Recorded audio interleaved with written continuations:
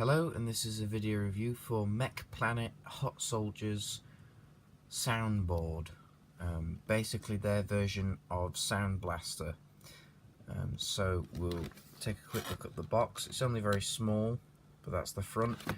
Looks very much like the Takara Tomy reissue, G1 reissue style boxes. That looks very much like that. And on the back, it looks very much like the original G1 box. So that's cool. I like what they've done with that. So that's what that looks like. That's what the side looks like there.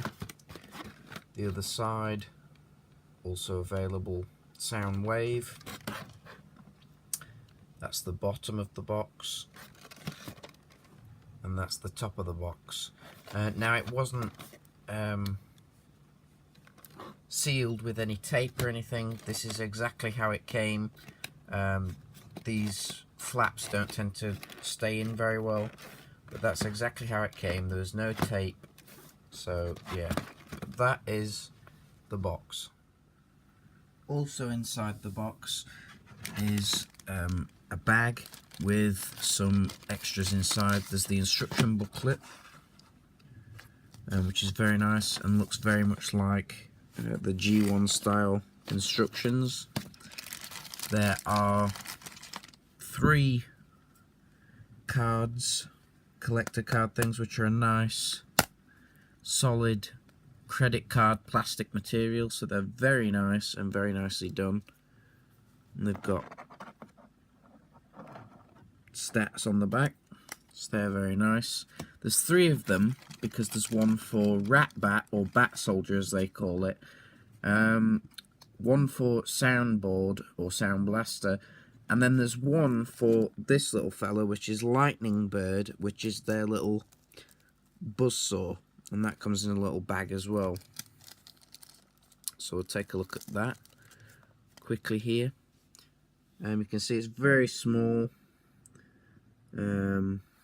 very tiny. I'll just grab something for comparison.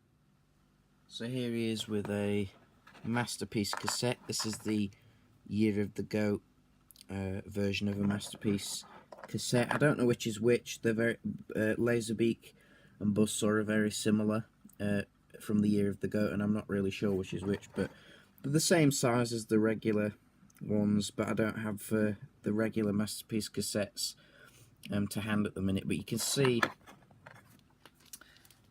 there that he's actually pretty small.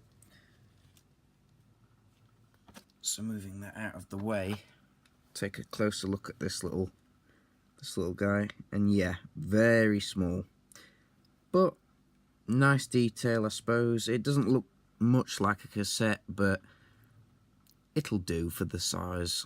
So to transform this this guy, you just want to pull out the wings and flip up the head, and there is Buzzsaw in his little condor mode. Very nice. One other thing to mention as well, he does come with some extra gun pieces. I don't know if the camera will focus here, but he does come with some extra gun pieces. You get 2 in silver, like this. I don't know if the camera will focus. Well, we'll take a look at this later anyway. But you get 2 in silver, I suppose 1's spare, and then you get 1 in like a clear, transparent, pinky purple colour. To make it look like he's shooting, I guess. But we'll talk about what they do later on. But you do get some extras of those as well. So now onto the figure itself, and here he is in his little Walkman cassette player mode, and it's very nice. It's very small, and you know, it's nice. there's not really much to say about it, because it doesn't do much, but it is very nice. One thing I will point out is the Decepticon symbol here. I have added, it's just plain, there's nothing on there. I've added that little Decepticon logo. It's not even included in the set to put on yourself, because they can't include it, but yeah, I just added that to kind of complete the look for him, really. So yeah, and I think it does look better with that on there. But yeah, it's a nice little Walkman mode. Now, another thing as well is that if you don't attach the batteries here at the back, which obviously are his shoulder cannon and his handgun, if you don't attach those to the back and you want to leave those off, he won't stand up. You kind of have to balance him like that. They provide stability in order for him to stand up. So, talking about his cannons, obviously he's got a shoulder cannon and he's got his other cannon. Now his other cannon, that's where these pieces come in.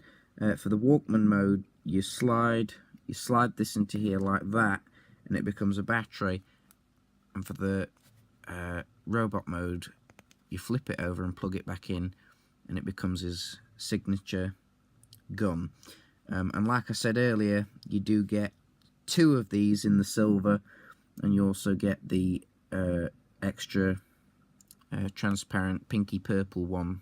Like I said, I think it's supposed to be to represent like he's charging it up or firing it or something, but yeah. So we'll leave that like that, and we'll get on to transforming this guy. So what you want to do is you want to come here and take the legs, and you kind of have to bring them forward a little bit and then bring them down. Same on the other side, bring them forward a little bit to untap them and bring them down. Here you want to rotate this down like that and down like that. Same here, bring that down like that. Rotate here at the knee, like that. Now his feet are a little bit difficult to get out, so whether this was intentional or not, I have no idea, but you can use the peg on the gun here to put that in, and that just gives you the leverage to get his feet out, which is handy. Just try and bring the camera back and up a little bit so you can see it a bit better. His arms here, you want to go ahead to the back, and I don't know if you can see that, but these are his hands. They come untabbed and down like that, untab that and down. They go onto these little posts here and here like that. Bring his arms forward like that. Then the last thing to do is just take this piece, fold it forward, which is his head, of course. That will click into place. Rotate the head around, and there he is. Then you can just take his shoulder cannon here, and that will plug onto his shoulder and give him his handgun. Now, of course, this wouldn't be a Soundwave or Soundblaster without the Rat-Bat cassette, or at all any cassette included. So you do, of course, get Rat-Bat. Now, Rat-Bat is actually in his chest, so he does have his button on top, but it doesn't push. It's just there for detail. You actually have to just pull open the door. It's on a hinge, and there is Rat-Bat inside. You can also put Buzzsaw that's included in here as well, not together. You can put one at a time in, but you can't put them both in at the same time. Just close that back up. And there is Rat Bat, or Bat Soldier as they call him. So that's nice.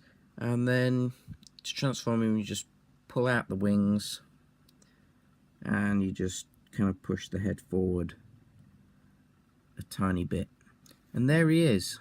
And again, he's the same size as Buzzsaw. He's very, very small. And the only thing about Buzzsaw and Rat Bat is they don't peg in anywhere. You kind of have to balance them on him, which is very difficult. But you can kind of see there. That looks okay. And it's the same thing for Buzzsaw. But yeah, a nice little Rat Bat. So put him back in his cassette mode and put him back in his chest. The detail on the inside of the chest is also quite nice as well. So yeah, we'll put him back in there.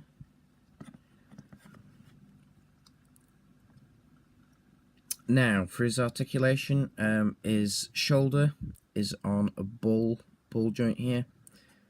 So you know you can go up 360 as well there. Hinge at the elbow. There's no swivel here at the arm, so that's problematic, and I'll talk about why that's problematic in a bit.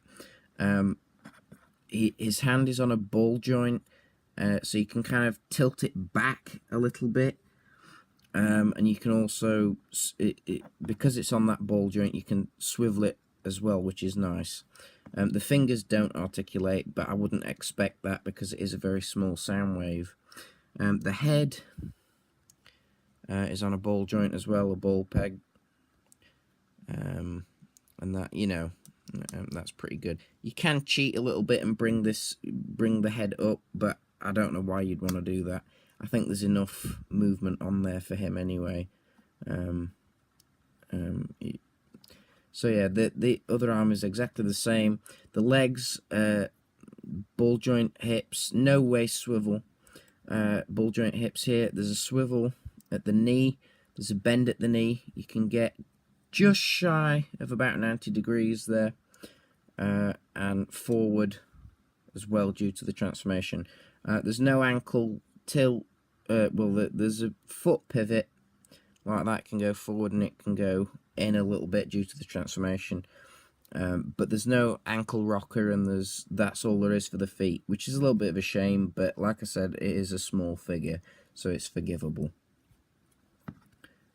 But yeah, now the fact that he doesn't have any swivel here, the reason that's problematic is because that means he physically can't get his hand round to push his own eject button, or look like or you know, create that simulation. Which is a bit unfortunate, but you know, it's a small figure. I'm gonna let that one pass. If it had been a bigger figure, I would have probably expected that. But yeah, so there he is, and overall, he's brilliant. You know, the sculpt is good. I really like his head sculpt, and it's a really nice Soundblaster. You know, it really is good. For the size, the money, I think he's about £15. But honestly, I think that's really good because he's a really nice figure. Just to show you a size comparison, here he is with the Year of the Goat Masterpiece Soundwave. I do have the normal Masterpiece, but I can't really get to him at the moment. But they're the same size, of course, because it's the same mould. But there they are together. So you can see he's quite small, really.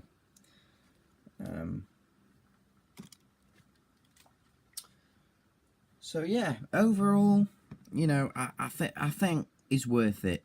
If you like legend-sized figures and you're really into that scale, then I do recommend picking this one up, because he for the size is very impressive. Like I said, there are some slight little problems with him, but overall, I think the pros far outweigh the cons with this guy. Is really good. So yeah, I've never had a figure from Mech Planet before. I don't know if this is their first one or whatever, but I must admit it's pretty good. So I hope you've enjoyed this video. I hope it's been useful to you. You can subscribe if you want, and thanks for watching, and I'll see you in the next video. Bye for now.